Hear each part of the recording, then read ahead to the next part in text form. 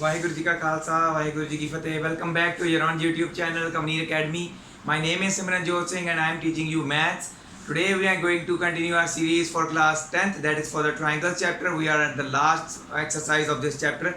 After that we have one optional exercise and we will not do that because it's quite long and only important sums we will do after some time, because we have to just complete the this exercise and move on to the next chapter, because some students are saying that we have in our school we are at this chapter, we are at that chapter, and we are lacking behind.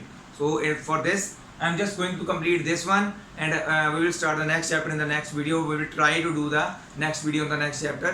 ठीक है, और क्या है कि next chapter हम करेंगे जब, तो आपको वो पूरा अच्छी तरह से समझ भी आएगा। इंट्रोडक्शन जैसे अब तक मैं करवाते आ रहा हूँ वैसे ही, तो मेरे साथ ऐसे जुड़े रहिएगा। और लेट्स स्टार्ट। आज का आपका सम जो है दैट इज द 8th सम। हमने पिछला सम जो है 7th पिछली वीडियो 7th सम पे छोड़ी थी। आज हमारी वीडियो जो है वो 8th सम से स्टार्ट होगी इन फिगर 8। तो this is your figure 8। Point O is the interior of the triangle. एक ओ पॉइंट है इंटीरियर ऑफ ट्रायंगल में, ठीक है। उस एबीसी ट्रायंगल है जो उसके इंटीरियर में है। OD is perpendicular to B, OD BC के परपेंडिकुलर है, ओई एसी के परपेंडिकुलर, ओएफ एबी के परपेंडिकुलर है, ठीक है। तो ये परपेंडिकुलर्स हमें दिए हुए हैं। हमें क्या शो करना है, O A square plus O B square plus O C square minus O D O E जो भी दिया हुआ है वो कैसे आएगा। क्योंकि देखिए हमारे पास ट्रायंगल्स पे लगती है पाइथागोरस। तो क्या ये राइट एंगल जहाँ पे बन रहे हैं ये 4 साइडेड, देखो 1 2 3 4 साइडेड फिगर बन रही है यहाँ पे 1 2 3 4 4 साइडेड फिगर, 1 2 3 4 4 साइडेड फिगर। तो यहाँ पे तो पाइथागोरस नहीं लग सकती ना, तो हम क्या करेंगे, वी विल जॉइन, कंस्ट्रक्शन में लिखेंगे ओ ए ओ बी एंड ओ सी। क्यों? क्योंकि ओ ए ओ बी और ओ सी की बात हो रही है, देखो प्रूफ में हो रही है ना बात, तो we have to join that. Okay, तो ये तो आपको पता चल गया ना, गिवन में क्या आएगा, ये सारा आ जाएगा यहाँ तक गिवन में, और बाकी का जो फर्स्ट एंड सेकंड पार्ट जो दिया हुआ है ये टू प्रूफ में आपने लिखना है। So we will move on to the proof.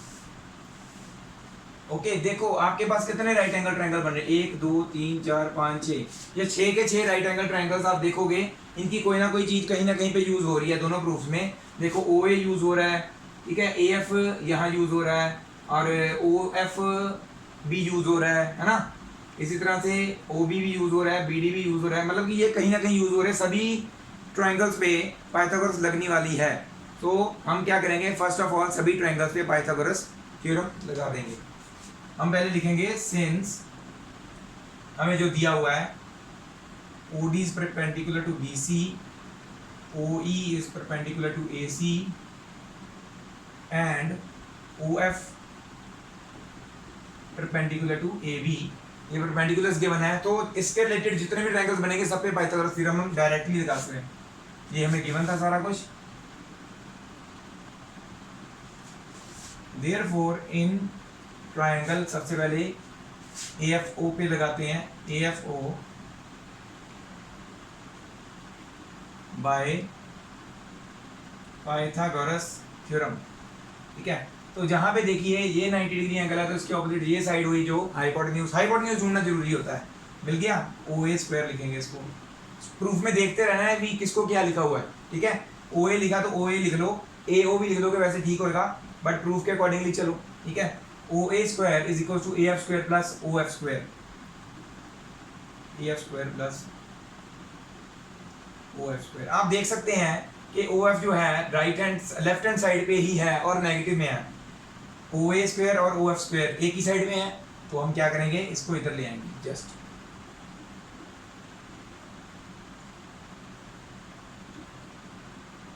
Proof के अकॉर्डिंगली चलो, कौन सी चीज लेफ्ट में कौन सी चीज राइट में है, देखो बन रही है ना बात। ओके, नेक्स्ट अब देखो आगे कौन से ट्रायंगल की बात हो रही है, ए एफ वाले की बात हो गई। अब बी डी किस ट्रायंगल में है, इस ट्रायंगल में है। पहले तो ये ट्रायंगल कर लिया ना हमने, अब बी डी इस ट्रायंगल में है। फर्स्ट प्रूफ के अकॉर्डिंगली तो इस ट्रायंगल पे पहले लगा लो Pythagoras theorem. Okay, in triangle B O D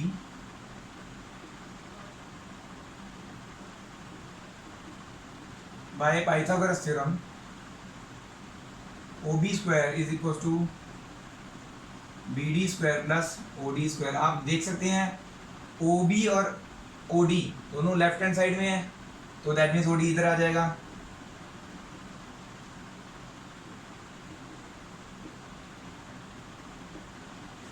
ठीक है, नेक्स्ट कौन सा ट्रायंगल? नेक्स्ट ट्रायंगल देखिए, अब हमारा ए एफ हो गया, बी डी हो गया, सी ई किस में है? इस ट्रायंगल में। तो दैट मीन्स हमने अब ये वाला ट्रायंगल लेना है। Okay, now in triangle C O E देख लो बाय पाइथागोरस थ्योरम, तो मैंने शॉर्ट में लिख रहा हूँ, आप पूरा लिख लेना। सीओई में पाइथागोरस थ्योरम लगाएंगे तो ये 90 डिग्री इसके ऑपोजिट वाली ये साइड ओसी जो होगी वो हाइपोटेन्यूज होगी। O C square is equal to C E square plus O E square. ठीक है, तो देख सकते हैं प्रूफ में ओ सी स्क्वायर और ओ ई स्क्वायर दोनों लेफ्ट हैंड साइड में, ओ ई माइनस में भी है तो इधर आएगा तो माइनस में अपने आप ही हो जाएगा। तो it will be O C square minus O E square is equal to C E square. तो आप देख सकते हैं इन तीनों इक्वेशन को जस्ट ऐड करने से हमारा फर्स्ट प्रूफ आ जाएगा। जस्ट ऐड करने से, क्योंकि राइट हैंड साइड में जो है वो वहाँ पे आ गया ना, तो ऐड करेंगे तो लेफ्ट हैंड साइड वाला भी आ जाए हमारे पास। So equation 1 plus equation 2 plus equation 3। ठीक है, अब देखो पहले क्या है, O A O B O C, O A square plus O B square, sorry O B square plus O C square, ऐसे लिख लेना प्रूफ के अकॉर्डिंगली। वैसे तो आप पहले ये दोनों लिखोगे फिर प्लस में ये दोनों प्रूफ के अकॉर्डिंगली लिख लो, क्योंकि प्लस तो होना ही है उन्होंने फिर भी। ठीक है, O A square plus O B square plus O C square, बाकी के नेगेटिव साइन वाले हैं तो ये एज इट इज हमने लिख देने हैं। ऐड होने के बाद भी प्लस माइनस माइनस साइन तो माइनस का ही रहेगा, तो minus O F square minus O D square minus O E square, तो जो कि यहाँ पे देखो ओ ई ओ डी ओ एफ तीनों है ना नेगेटिव में, is equal to right hand side वाले में इसमें क्या है, A F square plus B D square plus C E square.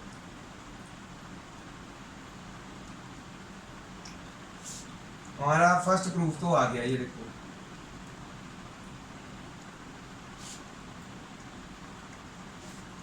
Next proof में देखिए क्या है हमारा, ये वाले तो हम निकाल चुके हैं, ए एफ बी डी और सी ई वाले ट्रायंगल्स पे पाइथागोरस लगा चुके हैं। तो ए ई सी डी और बी एफ किस ट्रायंगल्स में आ रहे हैं? देखो ए ई आ रहा है इस ट्रायंगल में, तो दैट मींस इस ट्रायंगल में पाइथागोरस लगानी रह गई। सी डी आ रहा है इस ट्रायंगल में पाइथागोरस थ्योरम लगानी रह गई। और बी एफ किस में आ रहा है? इसमें, तो ये ट्रायंगल में रहेगी। तो बाय वन हम इन ट्रायंगल्स में भी अब लगाएंगे। तो यहाँ पे हम नोट कर लेते हैं, इसको ले लेंगे, ये जो हमने सॉल्व किया ना इसको ले लो इक्वेशन ए, क्योंकि ये यूज होनी है मेरी। नाउ इन ट्रायंगल पहले कौन सा देखा था हमने? ए ई किसमें है? ए ई उस ट्रायंगल में है, A O E. Now in triangle A O E bye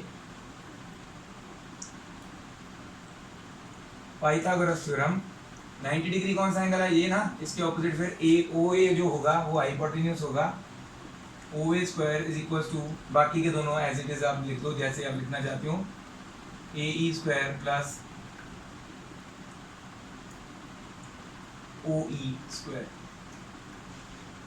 हमें क्या चाहिए? ए ई स्क्वायर की वैल्यू एक तरह से चाहिए, तो वो कैसे आएगी? जब इसको उधर ले जाएंगे तो it will become O A square minus O E square becomes A E square. Similarly in triangle, अब दूसरा ट्रायंगल कौन सा लेंगे जिसमें सी डी है, जो कि इसमें है O C D by Pythagoras theorem, O C square is equal to O D square plus C D square. Again C D square की वैल्यू कैसे आएगी? जब इसको इधर ले आएंगे,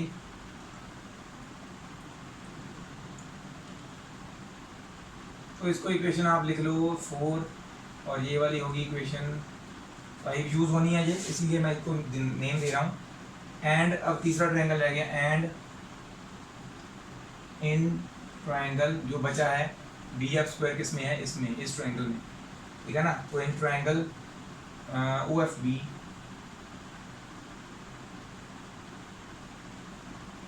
बाय पाइथागोरस थ्योरम। ठीक है, अब देखो 90 डिग्री है तो इसकी ऑपोजिट हाइपोटेन्यूज ओ बी होगा, O B square is equal to B F square plus O F square. तो ओ एफ इधर आ जाएगा, बी एफ की वैल्यू निकालनी ना बी एफ स्क्वायर की, तो इधर आ जाएगा ये O B square minus O F square is equal to B F square. ये आ गई हमारी इक्वेशन 6। अब देखिए ए ई स्क्वायर किसके बराबर है, O A minus O E square है ना। ओ ए मैं सॉरी डिफरेंट कलर्स से इसको करते हैं, पहले ब्लैक वाले से कर लेते हैं। ओ A square minus O E square, इसकी जगह पे क्या आ जाएगा ए ई स्क्वायर, मतलब कि इसमें पुट कर सकते हैं फोर्थ इक्वेशन को। इसी तरह से फिफ्थ इक्वेशन देखो, O C square minus O D square, so we have different colour pen also. O C square minus O D square, this becomes this, C D square आ जाएगा। इसकी जगह पे मैं अंडरलाइन कर देता हूँ ब्लैक वाला ब्लैक से, इसकी जगह पे ये आ जाएगा यहाँ पे, जहाँ पे मैंने ब्लैक वाले अंडरलाइन किए। ओके, तो तीसरी चीज़ क्या बची है, O B square minus O F square, वो है ये आ गया ना, ये हमारा ग्रीन कलर रह गया हमारा, वो हम नोट कर लेते हैं, ये दो इसकी जगह पे यहाँ पे पुट हो जाएगा। तो दैट मीन्स हमारा जो पहले प्रूफ किया उसी में पुट हो रहा है और हमारा सेकंड प्रूफ भी आ जाएगा इसी से। ठीक है, फ्रॉम इक्वेशन 4, 5 एंड 6, या फिर put equation 4, 5 and 6 in A, put equation 4, 5 and 6 in ए लिख देंगे। ओके, तो सीधी सी बात है, यही लिखेंगे हम, put equation 4, 5 and 6 in a equation में पुट करते हैं। 4 इक्वेशन के accordingly O A minus O E square की जगह पे क्या आएगा, सिर्फ A E square plus O C minus O D square की जगह पे क्या आएगा, C D square plus green वाला O B square minus O F square की जगह पे क्या आएगा, B F square is equal to right hand side तो वैसे की वैसी लिखनी है, A F square plus B D square plus C E square. तो ये आ गया हमारा सेकंड प्रूफ।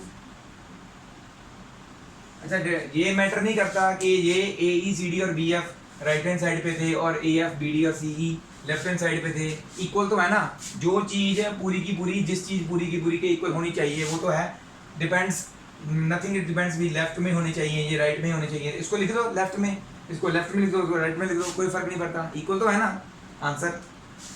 तो हैंस टू, ठीक है, इसको कर लीजिए note down and we will move on to the next question now. Next we have question number 9th and 10th, दोनों ही इजी क्वेश्चंस हैं। इसके जस्ट मैं डायग्राम्स बनाने वाला हूँ, आप खुद ही इसको सॉल्व कर लेंगे यूजिंग पाइथागोरस थ्योरम। तो यहाँ पे बात हो रही है लैडर, एक लैडर है क्या कहते हैं, सीढ़ी, जो कि 10 मीटर लंबी है, 10 मीटर लंबी सीढ़ी है long, reaches a window 8 metre above the ground. एक विंडो पे जाके इसको लगाया गया है जो कि ग्राउंड से कितनी ऊंचाई पे है, 8 मीटर अबव है। तो ऑब्वियसली जो चीज़ ग्राउंड से आप वर्टिकली देख रहे हो तो दैट मीन्स वो 90 डिग्री होगी ना, तो वॉल तो कभी टेढ़ी मेढ़ी नहीं बनाते हम, तो ये ऑब्वियस थिंग है। ठीक है, वर्टिकल बोला तो दैट मीन्स वो 90 डिग्री वाला होगा।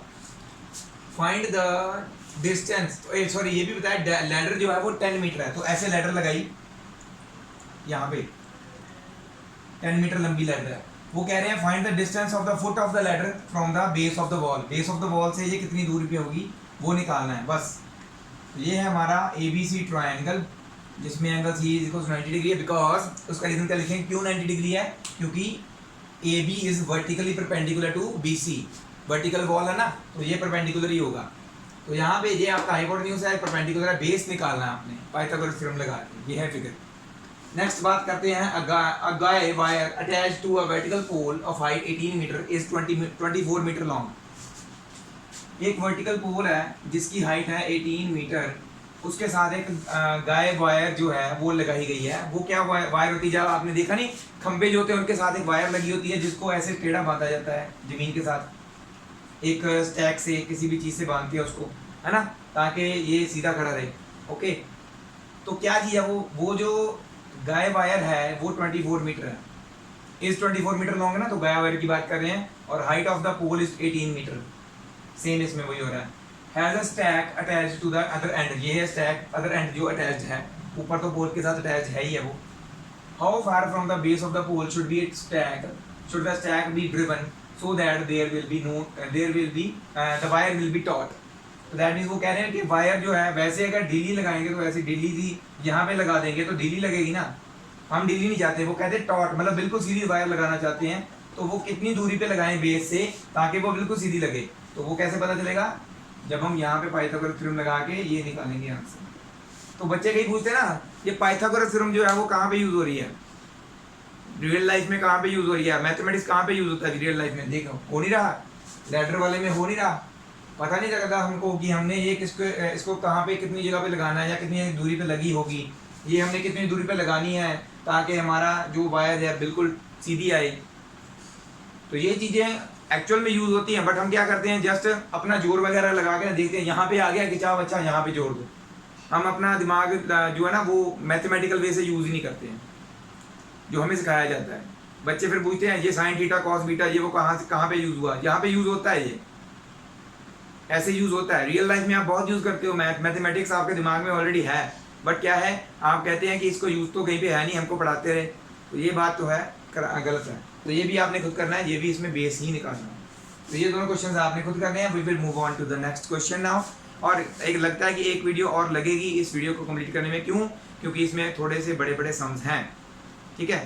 सो आज की जो वीडियो है जहाँ तक होगी ठीक है, बाकी की वीडियो में हम नेक्स्ट वीडियो में ख़त्म कर देंगे एक्सरसाइज को, ठीक है। तो इसको नोट डाउन कर दीजिए। So this is our next question, 11th question. In this question, an aeroplane leaves an airport and flies due north at a speed of 1000 km per hour. At the same time, another aeroplane leaves the airport and flies due west at a speed of 1200 km per hour. How far apart will be the two planes after 1.5 hours? So what is given in this? First of all, we need directions.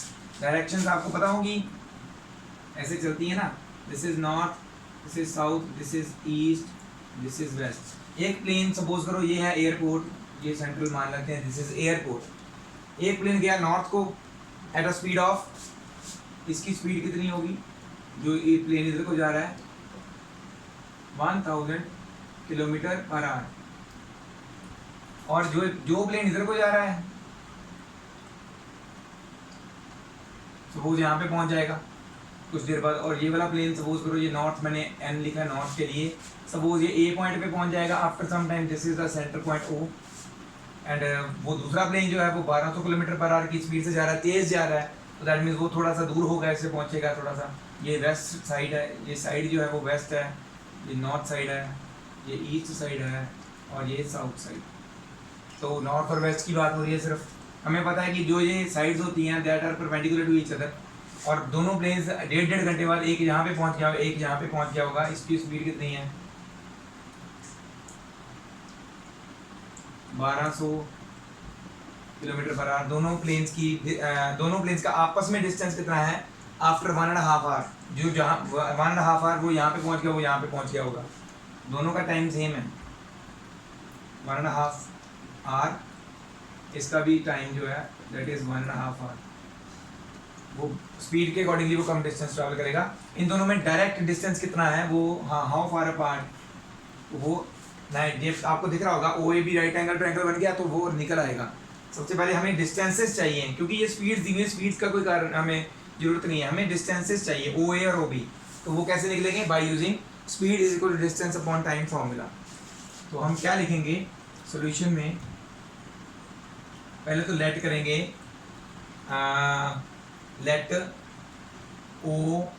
Late in the figure जो हम draw करें, let in the figure O is the airport, O जो है वो airport है, ठीक है। Speed of first plane S1 लिख लेते हैं इसको, first plane 1000 kilometre per hour, speed of second plane इसको S2 लिख लेते हैं 1200 किलोमीटर पर आवर, और अभी टाइम लिखते पहले, time taken 1.5 hours, or we can convert it into simple fractions, that is 3/2 r. Okay, distance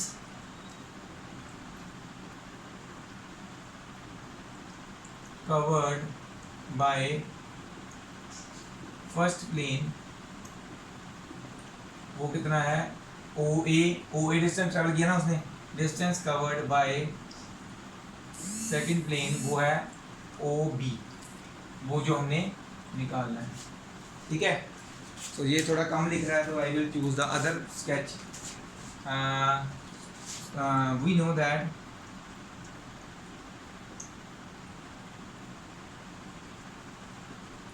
speed is equal to distance upon time, होता है कि नहीं। सो फर्स्ट प्लेन की बात करें अगर, S1 is equal to distance OA time T, time T ले लो ये वाला, ठीक है, टाइम टेकन T। तो S1 कितना है, हाँ 1000 is equal to OA upon 3/2। तो 3/2 पूरा डिवाइड में है, हर 1000 के मल्टीपल में आ जाएगा इधर आके।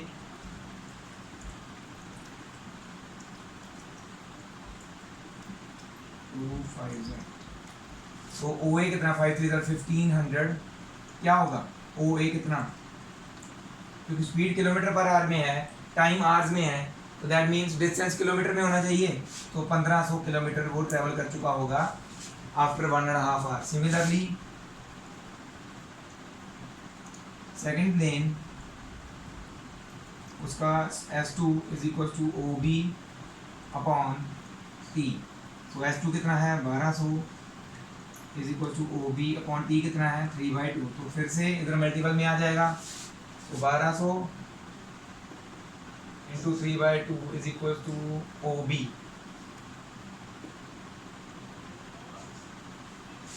ठीक है, तो क्या आ जाएगा, 6 3 1800 किलोमीटर OB। तो आपके पास ये भी आ गया, ये भी आ गया, पाइथागोरस थ्योरम लगाओ और AB निकाल लो। आप लिख दो एंड में, so the distance between both the planes after 1.5 hour is, जो आपका जो आंसर आएगा हाइपोटेन्यूज का पाइथागोरस थ्योरम लगा के वो लिख देना है। मैंने बस आपको डिस्टेंसेस बता दिए कैसे लिखने हैं, ठीक है, इसे नोट डाउन कर लीजिए। नेक्स्ट क्वेश्चन पे अब मूव ऑन करते हैं। तो ये है हमारा नेक्स्ट क्वेश्चन 12th। ऐसे क्वेश्चन में क्या है, फिगर पहले समझ के इसको बनाना पड़ता है। तो क्या फिगर बोल रही है, 2 poles of height 6 metre and 11 metre, 2 poles हैं, ऑब्वियसली पोल्स तो सीधे खड़े होंगे, तो कुछ डिस्टेंस पे एक 6 मीटर वाला बना लो, एक थोड़ा इसको छोटा कर दो, दूसरे वाला थोड़ा बड़ा बना लेते हैं, एक 11 मीटर वाला। मतलब प्लेग्राउंड में ऐसे 2 पोल्स हैं, एक 6 मीटर वाला है, एक 11 मीटर वाला है। Okay, if the distance between their feet, उनके पैरों का डिफरेंस, फीट मतलब उनके दोनों के पैरों का डिफरेंस कितना है 12 मीटर। अगर दोनों में 12 मीटर का डिस्टेंस है तो उनके टॉप्स में कितना डिस्टेंस है वो फाइंड आउट करना है। ये क्या फिगर बन गई, ये तो पाइथागोरस लगनी नहीं है, इस पे कैसे लगेगी, कैसे करेंगे। तो पहले तो आप लेट कर लो AB is the height of the AB and CD, height of the poles मान लेते हैं। इसमें क्या करेंगे, हमें थोड़ी सी करनी पड़ेगी कंस्ट्रक्शन।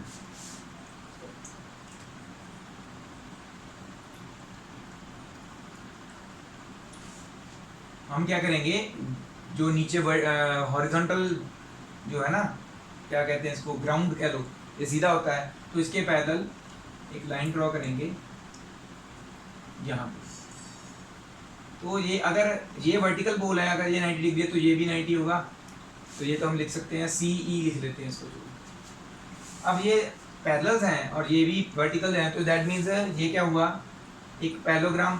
दैट मीन्स अगर ये 6 मीटर है तो ये भी 6 मीटर होना चाहिए, ठीक है। और पूरा जो था वो क्या था 11, तो बाकी कितना बचा 5 मीटर बचा ना, ये 5 मीटर, अगर ये 12 है तो इसके ऑपोजिट साइड ये वाली भी 12 ही होगी। क्लियर? तो ये एक रेक्टेंगल ट्रायंगल बन गया, राइट एंगल ट्रायंगल। इसमें अपना हाइपोटेन्यूज ढूंढ लो, आपका distance between the top of the poles आ जाएगा। तो ये जो लाइन वर्डिंग क्या लिखनी है पहले वो मैं बताता हूँ आपको। इसमें थोड़ा सा कंस्ट्रक्शन करना पड़ेगा। गिवन और टू प्रूव आप लिख सकते हो। Height of the two poles CD and AB is 6 meter and 11 meter given to us. Distance between their feet, that is BD, is 12 meter. We have to find out. To find में आप AC लिखेंगे, AC question mark. तो हम construction में आते हैं। हम construction में क्या किया, ड्रॉ की हमने, draw CE parallel to DB, और E भी बता देते हैं। E is a point on AB. E is a point on AB. Okay, now आ जाते हैं हम सॉल्यूशन में, क्योंकि यहाँ पे सॉल्व करना है। तो क्या लिखेंगे, सबसे पहले इसको रेक्टेंगल प्रूव करना है। कैसे होगा, CE parallel to DB, since CE parallel to DB by construction, and CD भी पैरेलल टू BE होगा, क्योंकि दोनों वर्टिकल पोल्स हैं तो दैट मीन्स वो पैरेलल होंगे ही। And CD is parallel to BE because both the poles are vertical. ये वैसे दो चीज़ों के लिए रीज़न हो सकता है। both the poles are vertical. vertical में हम एंगल भी, ये वाला एंगल और ये वाला एंगल भी 90 लिख सकते हैं। Angle B is equal to angle D is equal to 90 degree.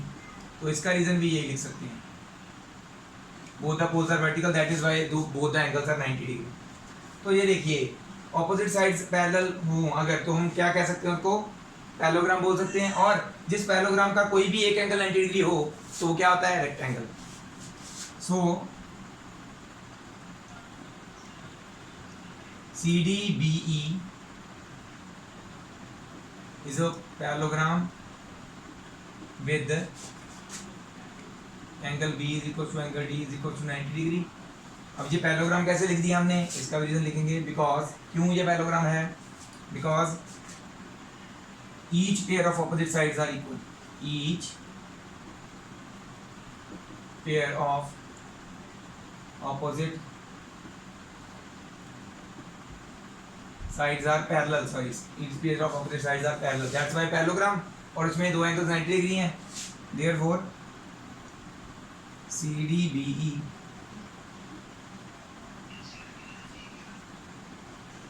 is a rectangle. अगर ये रेक्टेंगल है that means CE perpendicular to AB हुआ, therefore CE perpendicular to AB होना चाहिए, क्योंकि अगर ये 90 है तो ये भी 90 होगा ना, एक लाइन पे है वो। रेक्टेंगल है तो that means CD is equal to BE होना चाहिए, दोनों 6 मीटर। CD और BE दोनों 6 मीटर होने चाहिए। BD और CE भी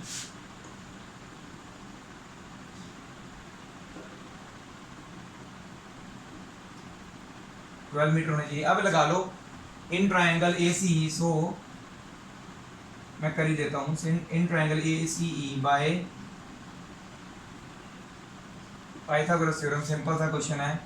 it becomes AC square is equal to AE square plus CE square. AC square हमें पता नहीं, AE हमें पता है, सॉरी AE तो निकाला ही नहीं, BD is equal to C is equal to, ये लिख दिया ना, तो ये यहाँ पे अभी नहीं आएगा, पहले तो AE निकालो ना, तब लगाएंगे हम ट्रायंगल पे थ्योरम।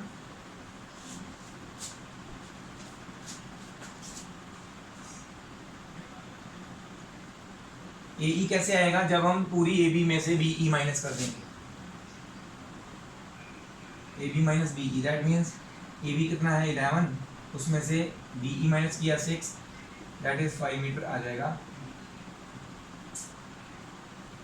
अब लगाओ इन triangle ACE by Pythagoras theorem AC square is equal to AE square plus CE square AC square is equal to 5 square plus 12 square. 5 square is 25, 12 square is 144. So 144 plus 25 becomes 169. Square उधर square root हो जाएगा. AC कितना आ गया?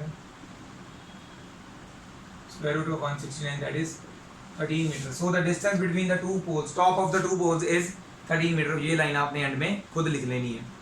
ये था हमारा question number 12. We will move on to the next question. वैसे देखते हैं कि हमारी जो वीडियो है वो कहाँ तक पहुँची है. अगर वो हम कर पाएंगे अगर नेक्स्ट क्वेश्चन तो ठीक है, नहीं तो नेक्स्ट वीडियो में. ठीक है. Already we are at 30 minutes, so we will end up this video at here and we will try क्या कि नेक्स्ट वीडियो में सभी हो जाएगा. थोड़े से क्वेश्चंस बचे हैं, वो बड़े बड़े क्वेश्चंस हैं, होपफुली वो भी 30-40 मिनट्स तक जाएगी, इसलिए मैं थोड़े क्वेश्चन आगे नहीं करवा रहा हूँ. तो वो डिफरेंट क्वेश्चंस हैं, थोड़े इंपॉर्टेंट भी हैं, पेपर में बहुत बार आए हुए हैं. तो इस हिसाब से हम करेंगे कि नेक्स्ट वीडियो में हमारा जो है ये चैप्टर ख़त्म हो जाए और इसकी ऑप्शनल एक्सरसाइज मैंने आपको बताया कि हम करेंगे बाद में, या फिर इसमें से ऑप्शनल एक्सरसाइज में से भी कुछ वो क्वेश्चन करेंगे जो पेपर में मोस्टली आए हैं या आते थे या पहले आ चुके हैं, वो वाले करेंगे. सारी कुछ एक्सरसाइज करने की जरूरत नहीं है क्योंकि ये ऑप्शनल एक्सरसाइज भी इसकी बहुत बड़ी है. तो सारी करने की बजाय सिर्फ वही कर लो जो बार बार पेपर में हम देख सकते हैं जिन क्वेश्चन को जहाँ आए हुए हैं. तो वैसे तो इस साल लगता नहीं है कि डिफ़िकल्ट क्वेश्चन आएंगे, बट फिर भी for improving our knowledge we will do it. And keep on subscribing my channel. मेरे चैनल को ऐसे सपोर्ट करते रहिए. नेक्स्ट जो वीडियो है मैं डालूंगा और इस वीडियो को भी आप मैक्सिमम पर्सन के साथ शेयर कीजिए. और नेक्स्ट पार्ट का जो इंट्रोडक्शन है वो जल्दी आपके पास आएगा नेक्स्ट वीडियो में. तो वो भी आप सभी बच्चों को जरूर बताएं कि अगर वो उस चैप्टर पे पहुंच चुके हैं, नहीं समझ में आ रहा, that will be coordinate geometry of this 10th class. तो वो बच्चों को समझ में नहीं आ रहा होगा, बहुत से बच्चों को. तो वो मैं समझाऊंगा भी, उसके इंपॉर्टेंट क्वेश्चंस बताऊंगा भी, फॉर्मूलाए जो क्या यूज़ होने हैं वो कैसे आए वो भी बताऊंगा, और इसको आप यूज़ कैसे कर सकते हैं वो तो हम कर ही रहे हैं. So well, let's make maths easier than ever. तो यही हमारा मोटो है. मैं मैथ्स को जितना हो सके ईजियर आपके लिए बनाता रहूँगा. मेरे साथ जुड़े रहें और मेरे वीडियोज़ को शेयर करते रहें. Thank you very much again to all the viewers for watching my video regularly and up to the end. So Waheguru ji का खालसा, वाहेगुरु जी की फतेह.